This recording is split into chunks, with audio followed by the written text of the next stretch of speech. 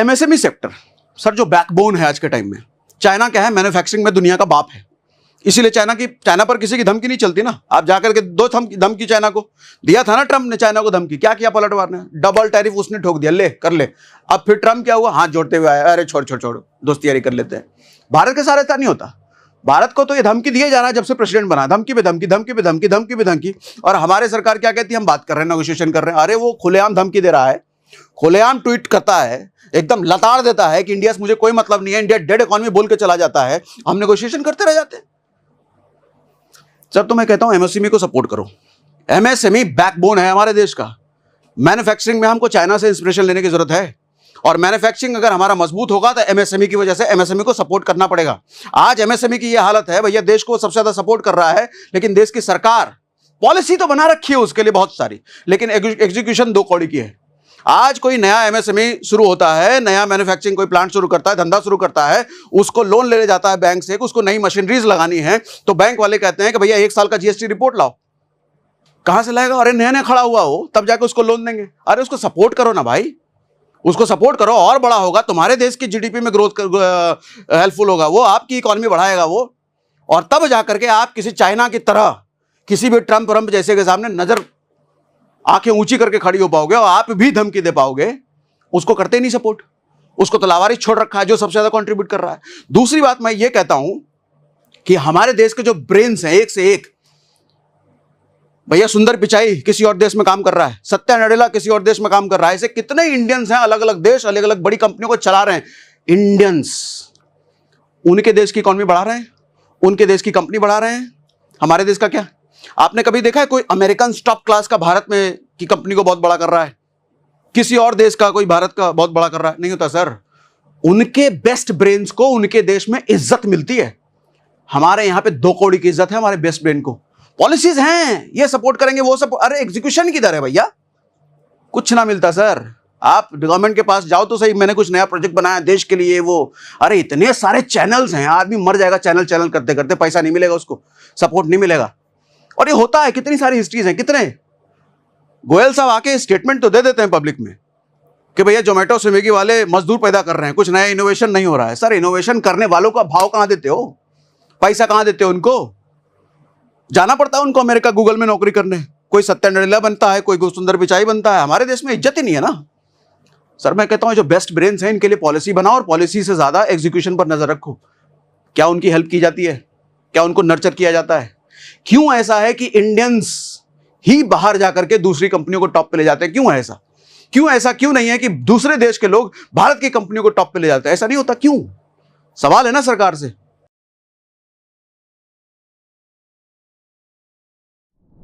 सुना है भारत अब रूस से तेल नहीं खरीदेगा, और ये बात मैं नहीं कह रहा, ये बात ट्रम्प का कहना है कि सुना है भारत अब रूस से तेल नहीं खरीदेगा। यह अच्छा कदम है, डोनाल्ड ट्रम्प ने किया बड़ा दावा। दरअसल कुछ दिन पहले की, अभी 2 दिन पहले की बात है, डोनाल्ड ट्रम्प ने कहा था कि अगर भारत रूस से तेल खरीदेगा तो हम 500% तक की पेनल्टी लगाएंगे और भारत नहीं खरीदेगा। मतलब भैया भारत जैसे तुम्हारे घर का नौकर हो, जो तुम कहोगे वही मानेगा भारत है। तुम कहोगे जिससे तेल खरीदना है उससे खरीदेंगे, जिससे नहीं खरीदना उससे नहीं खरीदेंगे, और तुम्हारी बात नहीं मानेंगे तुम पेनल्टी, हम गुलाम बैठे तुम्हारे। तो अभी फिर अब नया बयान आया है कि जैसा मैंने कहा था कि रूस से तेल भारत नहीं खरीदेगा, अब भारत मान गया है बात, नहीं खरीदेगा रूस से तेल। तुरंत भैया एएनआई का रिप्लाई आया, ट्वीट आया। एएनआई ने कहा है कि भैया भारत रूस से खरीदता ही रहेगा क्योंकि हमको सस्ता पड़ता रहता है, सहूलियत होती है। सोर्सेस फ्रॉम ऑल, और एएनआई देश का सबसे बड़ा ट्रस्टेड एजेंसी है। सोर्सेस का मतलब किसी गवर्नमेंट सोर्सेस से ही ये कहा गया है। तो भैया ट्रंप का अब साफ जवाब, एक तो तुम्हारी बात हम मान नहीं रहे, और तुम होते कौन है कहने वाले हैं हम नहीं खरीदेंगे, तुम्हारी बात नहीं मानेंगे, हम खरीदेंगे रूस से तेल। भैया भारत और रूस की पुरानी दोस्ती है। और ये जो डेड इकोनॉमी वाली बात इसने कह दी है ना, मुझे लगता है कि मैं जब से थोड़ा इन चीज़ों को समझना शुरू किया है, मैंने इस आदमी से ज़्यादा फालतू बकवास करने वाला आदमी धरती पे नहीं देखा मैंने। और कौन है ये? अमेरिका का, समझ रहे हो, इससे ज़्यादा बकवास करने वाला आदमी देखा नहीं मैंने। मतलब आप इतनी रेपुटेड पोजीशन पर हो और कुछ भी बक देते हो यार। मतलब आदमी बोलता नहीं है, ये बकता है, बकर करके चल दिया भैया भारत डेड इकोनॉमी। अरे चाचा आज पूरा बताता हूं डेड इकोनॉमी कौन है। आज आपको प्रूव कर दूंगा कि भारत की डेड इकोनॉमी तो छोड़ो, अमेरिका इज डेड इकोनॉमी। और आज अगर डेड इकोनॉमी नहीं है तो कुछ सालों में डेड इकोनॉमी ये चाचा बना देंगे। वो कहावत है ना, हम तो डूबेंगे सनम तुम्हें भी लेके डूबेंगे, ये कहावत ट्रंप और भारत के लिए नहीं है, ये कहावत है ट्रंप और उनके देश के रेसिडेंट के लिए। ट्रंप चाचा खुद भी डूबेंगे और अपने देश के रेसिडेंट को भी डुबा करके मार देंगे। यही चल रहा है। देखो, बड़ा बोल्ड स्टेटमेंट मैं दे रहा हूं लेकिन प्रूफ करता हूं ना इसको कैसे। पहली चीज तो ये देखो भैया, हमारे भारत का इंडेक्स 5 साल का मैंने लिया है, 5 साल में कितना कमा के दिया है? 121% निफ्टी ने। आपके देश का डाउ जोन्स 5 साल में कितना कमा के दिया है? 64%। भैया हमारे देश का शेयर मार्केट 121% के रेट से बढ़ा है और तुम्हारा 64%, तो लगभग हाफ पर हो तुम। तो डेड इकोनॉमी कौन हुआ? अब जरा सारी बातें आपको विस्तार से समझाता हूं। देखो भैया, 2025 में आपके आईएमएफ की रिपोर्ट है। आईएमएफ इंडिया की एजेंसी नहीं है, तुम्हारे देश में है, यूएस में ही है, सबसे ज्यादा स्टेक तुम्हारा है भैया। तुम्हारे देश के आईएमएफ ने बोला है कि top 10 largest economies in the world, India remains fastest growing and find out इस ग्लोबल रैंक। पूरी दुनिया में सबसे तेज बढ़ती हुई इकोनॉमी भारत है, इंडिया है। कौन कह रहा है? आईएमएफ कह रहा है, तुम्हारे देश की एजेंसी है भैया, है, और तुम कह रहे हो डेड इकोनॉमी। और आदमी ठीक है। अब आगे देखो, एस्टिमेटेड ये है कि 2028-29 तक ये थर्ड दुनिया की सबसे बड़ी इकोनॉमी बन जाएगी। इस वक्त हम चौथे 5वें नंबर पर हैं दुनिया की सबसे बड़ी इकोनॉमी में, और थर्ड लार्जेस्ट इकोनॉमी बन जाएगी। ये भी आपके देश का ही रिपोर्ट है भैया। 20 साल पहले भारत का, सॉरी 20 साल पहले नहीं, 2005 तक, हाँ 20 साल ही हो गया, 2005 तक भारत का टॉप 20 में भी नाम नहीं था। आज हम टॉप 5 में हैं और अगले 4 साल में टॉप 3 में आने की बात कर रहे हैं। आपके देश की एजेंसी बता रही है। डेड इकोनॉमी कौन है? Dead economy. अब देखो ना, इनकी देश की इकोनॉमी कैसे डेड इकोनॉमी है, मैं समझाता हूं आज आपको। ये एक छोटा सा कंपैरिजन है, उनकी जीडीपी से कंपेयर किया है। 2020 में जब कोविड आया था तो हमारी इकोनॉमी लगभग 5.8% गिरी थी, उनकी इकोनॉमी 3.5% गिरी थी कोविड में।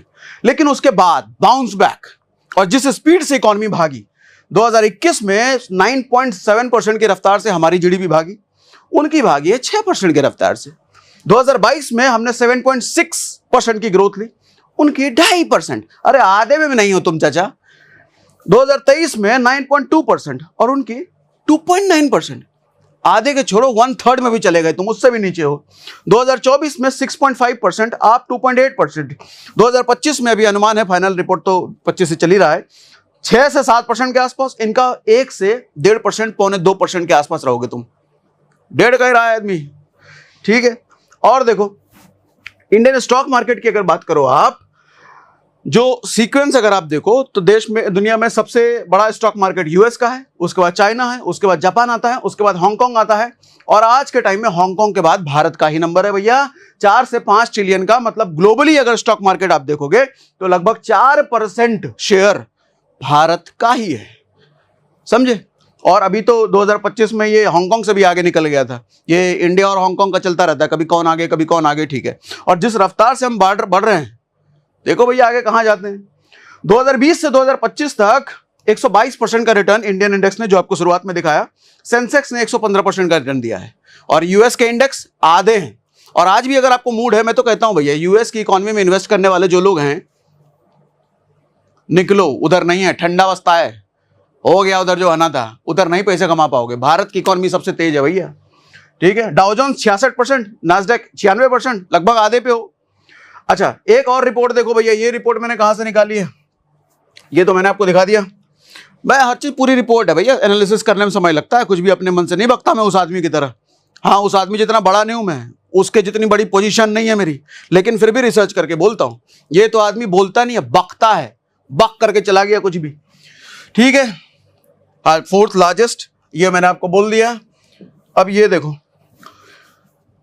Indian stock market out performs global market indices, बंधन म्यूचुअल फंड ने कहा है।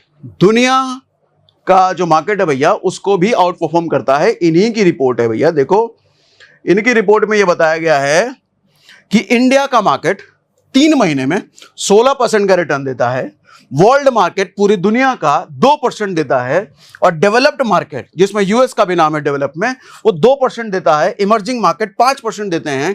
तो भैया कोई कंपैरिजन है अपना? कहीं कोई कंपैरिजन आपको दिख रहा है 16 और 2 में?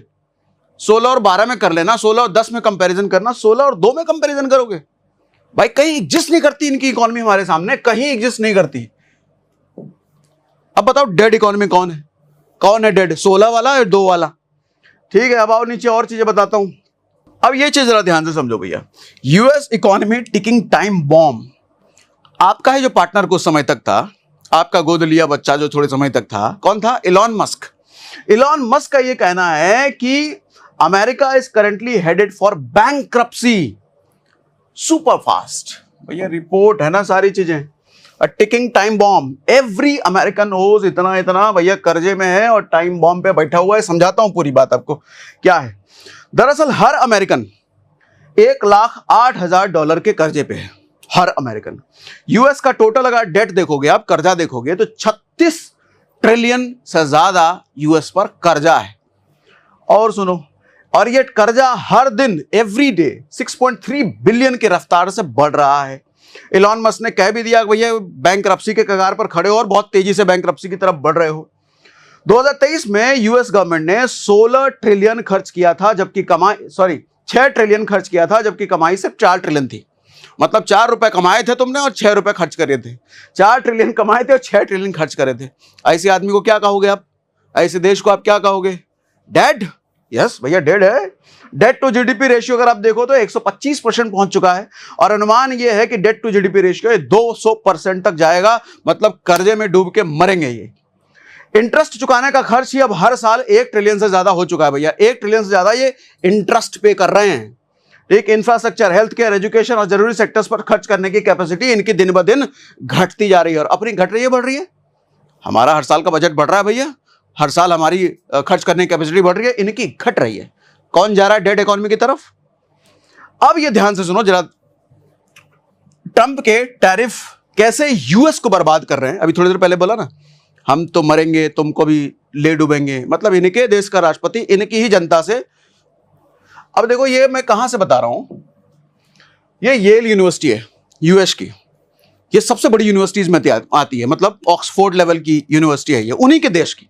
और उन्हीं के देश का पूरा रिपोर्ट है कि अगर ये टैरिफ लगाते हैं, ये टैरिफ का खेल जिस तरह से कर रहे हैं, ये आदमी कैसे यूएस को बर्बाद कर देगा। पूरी रिपोर्ट है इनकी। और इस रिपोर्ट को पढ़ करके हिंदी में समराइज किया है मैंने, आप चाहो तो पूरा पढ़ लेना। समरी में आपको समझा देता हूं इस रिपोर्ट में क्या है। बकर नहीं करता मैं, ऐसे ही पूरी रिपोर्ट के साथ आया हूं। जुलाई 2025 तक यूएस का एवरेज इफेक्टिव टैरिफ रेट 18.4%। 1933 के बाद यह सबसे ज्यादा टैरिफ रेट है। जो टैरिफ का खेल इन्होंने ही शुरू किया है अलग अलग देशों पर, इतने सारे देशों पर, तो एवरेज ही 18% के आसपास टैरिफ हो जाएगा। अब टैरिफ की वजह से शॉर्ट रन में प्राइस लेवल 1.8% बढ़ेगा। इनके देश में महंगाई बढ़ेगी ना। अरे कुल मिला के सीधी सी बात है, भारत पर अगर टैरिफ लगाया है या अलग देशों पर टैरिफ लगाया है, भारत का माल जब यूएस में बिकने के लिए जा रहा है, आपने भारत के माल पर टैरिफ लगा दिया है, मतलब अपने देश में आपने उस माल को महंगा कर दिया है। 100 रुपए का माल 125 रुपए का कर दिया है, क्योंकि 25% टैरिफ लगाया ना भारत पे। भारत का माल आपने 125 रुपए का कर दिया है, मतलब आपके देश के लोगों को उसी माल को खरीदने के लिए ज्यादा पैसे पे करने पड़ेंगे। मतलब आप अपने देश में महंगाई लेके आए। सोच के देखो, तो 1.8% प्राइस लेवल बढ़ जाएगा भैया उनके देश में। एक आम अमेरिकन हाउस होल्ड को 2025 में $2,400 यानी कि 2 लाख रुपए का इनकम इक्विवेलेंट लॉस होगा।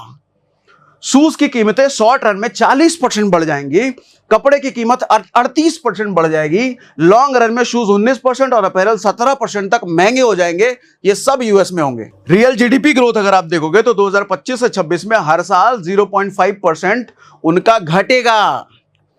मतलब ऐसा ना हो कि भैया आज तुम डेवलप्ड नेशन हो, कल को डेवलपिंग में आ जाओ। भारत बन जाएगा डेवलप्ड, तुम डेवलपिंग में आ जाओ। ये तो डूबेगा और अपने देश वालों को भी डुबा के मानेगा ये। रियल जीडीपी ग्रोथ, बहुत ज्यादा ब्लंट बोल रहा हूं मैं, खुल के बोल रहा हूं भैया, है मुझे डर है कहीं ये, हम तो यूट्यूब पे आप ही के देश का प्लेटफॉर्म है, ये भी आप ही के देश का प्लेटफॉर्म है, और जो बात कर रहे हैं, अरे जो करना हो कर लेना, मैं तो बोलूंगा भाई, ठीक है। रियल जीडीपी ग्रोथ 2025 से 26 0.5% घटेगा। लॉन्ग रन में इकोनॉमी साइज 0.4% छोटा हो जाएगा, यानी कि सालाना 115 बिलियन का आपको नुकसान होगा। अनएम्प्लॉयमेंट रेट आपका बढ़ेगा सर 0.4% और 2026 तक 0.7% तक बढ़ जाएगा। 2026 से 35 के बीच टैरिफ से गवर्नमेंट को 2.8 ट्रिलियन का रेवेन्यू मिलेगा। लेकिन मतलब उन्होंने अपने देश में महंगाई करी ना, एक आदमी को जो 100 रुपए का माल मिल रहा था वो 125 पे करेगा, तो सरकार को तो ज्यादा मिलेगा, टैरिफ बढ़ाया है उसने। लेकिन सरकार को टैरिफ मिलने के बाद भी सरकार प्रॉफिटेबिलिटी में नहीं आएगी भैया। डायनेमिक इकोनॉमिक इंपैक्ट के अकॉर्डिंग 2.3 ट्रिलियन ही आपको मिलने वाला है और 463 बिलियन का गैप, यानी कि इतना तो पाकिस्तान की जीडीपी है। पाकिस्तान का जिक्र मैं क्यों कर रहा हूं? पालतू कुत्ते को जो लेके चल रहे हैं आजकल, पालतू कुत्ता ही तो है ये है। जिस देश का अपना कोई वजूद नहीं है, जिस देश का अपना कुछ है नहीं, दिन रात ये कर्जे में ही डूबा रहता है। नशाखोरी की पूरे देश को आदत, नशाखोरी का मतलब इसी से इनका धंधा ही चलता है। उसको तुम लेकर के घूम रहे हो, पट्टा बना करके पेट्रोल निकालोगे भैया और कह रहे हो कि भारत पाकिस्तान से तेल खरीदेगा। तो ये पालतू जानवर की जीडीपी इतनी है और इतने का तुम तो गैप क्रिएट कर रहे हो। ठीक है, अब भारत क्या करेगा भैया? पीयूष गोयल का बयान है। पीयूष गोयल का मतलब भारत सरकार की मैं बात कर रहा हूं। ठीक है, अमेरिकी टैरिफ के इम्प्लीकेशन और इम्प्लीकेशंस को इवेल्यूएट किया जा रहा है और इंडिया अपने एक्सपोर्टर्स, एमएसएमई, फार्मर्स, इंडस्ट्रीज की रक्षा के लिए सक्रिय कदम उठाएगा। मतलब सरकार कह रही है पूरी तरीके से भैया हम तुम्हारी बात नहीं मानने वाले, हम तो अपने एमएसएमई और फार्मर के प्रोटेक्शन के लिए खड़े हैं, इनके लिए जो सही होगा हम करेंगे, तुम जब बाढ़ में। ठीक, committed to safeguard India farmers, workers and entrepreneurs. Farmers की सेफ्टी के लिए भैया, वर्कर्स के लिए, एंटरप्रेन्योर्स के लिए जो बन पड़ेगा वो हम करेंगे। गोयल ने कहा कि India US bilateral trade agreement के लिए स्ट्रक्चर्ड नेगोशिएशन मार्च 2025 से जारी है। मतलब मार्च से ही ये नेगोशिएशन चालू है। अब इस नेगोशिएशन का भी बताता हूं आगे चल के मैं। ट्रंप की डेड इकोनॉमी की टिप्पणी को डेफिएंट जवाब देते हुए गोयल ने कहा है कि भैया हम डेड नहीं है, लार्जेस्ट फास्टेस्ट ग्रोइंग इकोनॉमी है, जो मैं ऊपर आपको दिखा चुका हूं। अब ऐसे में क्या इंडियंस, मतलब क्या इंडिया बेस्ट है? अब यहां पे एक सवाल उठता है, जरा गंभीरता से सुनिएगा। तारीफ तो हमने बहुत कर दी भैया, तारीफे काबिल हम लोग हैं भी, ऐसे कैसे, फास्टेस्ट ग्रोइंग इकोनॉमी है। लेकिन फिर भी सरकार से मेरी शिकायतें अभी भी है। सर हम जितनी तेज और ग्रो कर सकते थे उतनी तेज हम अब भी नहीं ग्रो कर रहे हैं। दो दिक्कतें बहुत ज्यादा मुझे लगती हैं। कल मैं एक TV9 में बैठा था, तो वहाँ इंटरव्यू था, तो वहाँ इंटरव्यू में भी मैंने ये बात बोली थी। उसका एक छोटा सा रील हमने इंस्टा पर डाला था, तो बड़े अच्छे अच्छे कमेंट आए, बड़ा वायरल हुआ वो क्लिप। इंस्टा पे आप देखना, वो यहां भी समझाता हूं। दो बड़े सेक्टर्स हैं जहां पर मैं देखता हूं सरकार पूरी तरीके से नहीं कहूंगा, लेकिन बहुत ज्यादा फेलियर रेट है। और अगर काम किया जाए भैया हम धुआं उड़ा देंगे। सबसे पहली चीज मैं कहता हूं कि ये ट्रंप जो आज हमको धमकी देता है, ये कर देंगे, वो कर देंगे, ये कर देंगे, कल को ट्रंप के बाद कोई और प्रेसिडेंट आएगा अमेरिका का, कल को कोई देश आएगा, वो हमको धमकी देता रहेगा। सर हम ऐसे ही लल्लो चप्पो करते रहेंगे क्या? नेगोशिएशन कर रहे हैं मार्च से, क्या नेगोशिएशन कर रहे हैं भाई? हैं? चाइना को देख रहे हो, नेगोशिएशन करने बैठा है, उस पर लगाया 100% टैरिफ, चाइना बोलता है 2%, मतलब वो एक थप्पड़ मारा तो चाइना 2 थप्पड़। सर हम उस काबिल कब बनेंगे? हैं? हम नेगोशिएशन खेलते रहें, बातचीत करते रहें? ये मैं सरकार से बात कर रहा हूं, ये भारत सरकार के लिए कह रहा हूं मैं। ठीक है, हम फास्टेस्ट ग्रोइंग इकोनॉमी है, बहुत बढ़िया काम किया, बहुत बढ़िया, लेकिन जो लूप होल है, जो कमियां हैं, उसको क्यों छोड़े? उसकी शिकायत मैं किससे करूं? उसकी शिकायत तो मैं अपने देश के सरकार से करूंगा ना। तो मैं अपने देश के सरकार से कह रहा हूं, और आप अगर मेरे फेवर मत, मुझे कमेंट बॉक्स में लिख के बताइएगा और शेयर कर दीजिएगा इसको, ताकि सरकार तक बात पहुंचे। भैया क्या मैं बोल रहा था? हाँ, ये कोई भी हमको धमकी दे देगा आकर के, और हम सुन लेंगे और नेगोशिएशन हम करते रहेंगे, यही तो चलता है। एमएसएमई सेक्टर सर जो बैकबोन है आज के टाइम में, चाइना क्या है, मैन्युफैक्चरिंग में दुनिया का बाप है। इसीलिए चाइना पर किसी की धमकी नहीं चलती ना। आप जाकर के दो धमकी चाइना को दिया था ना, ट्रंप ने चाइना को धमकी, क्या किया पलटवार ने? डबल टैरिफ उसने ठोक दिया, ले कर ले। अब फिर ट्रंप क्या हुआ? हाथ जोड़ते हुए आया, अरे छोड़ दोस्ती यारी कर लेते हैं। भारत के साथ ऐसा नहीं होता।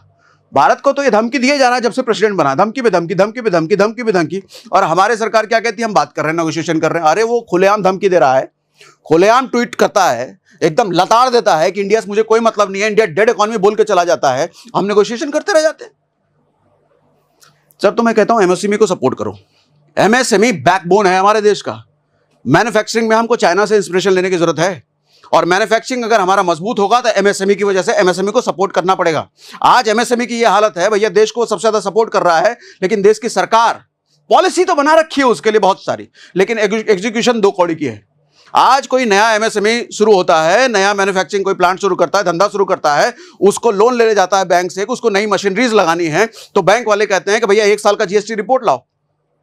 कहां से लाएगा? अरे नया नया खड़ा हुआ हो, तब जाके उसको लोन देंगे। अरे उसको सपोर्ट करो ना भाई, उसको सपोर्ट करो, और बड़ा होगा, तुम्हारे देश की जीडीपी में ग्रोथ हेल्पफुल होगा वो, आपकी इकोनॉमी बढ़ाएगा वो, और तब जाकर के आप किसी चाइना की तरह किसी भी ट्रम्प जैसे के सामने नजर आंखें ऊंची करके खड़ी हो पाओगे और आप भी धमकी दे पाओगे। उसको करते नहीं सपोर्ट, उसको तो लावारिस छोड़ रखा है जो सबसे ज्यादा कंट्रीब्यूट कर रहा है। दूसरी बात मैं ये कहता हूं कि हमारे देश के जो ब्रेन्स हैं एक से एक, भैया सुंदर पिचाई किसी और देश में काम कर रहा है, सत्या नडेला किसी और देश में काम कर रहा है, ऐसे कितने इंडियंस हैं अलग अलग देश, अलग अलग बड़ी कंपनियों को चला रहे हैं। इंडियंस उनके देश की इकोनॉमी बढ़ा रहे हैं, उनके देश की कंपनी बढ़ा रहे हैं। हमारे देश का क्या? आपने कभी देखा है कोई अमेरिकन टॉप क्लास का भारत में की कंपनी को बहुत बड़ा कर रहा है? किसी और देश का कोई भारत का बहुत बड़ा कर रहा है? नहीं होता सर। उनके बेस्ट ब्रेन्स को उनके देश में इज्जत मिलती है। हमारे यहां पे 2 कौड़ी की इज्जत है हमारे बेस्ट ब्रेन को। पॉलिसीज हैं, ये सपोर्ट करेंगे वो सब, अरे एग्जीक्यूशन किधर है भैया?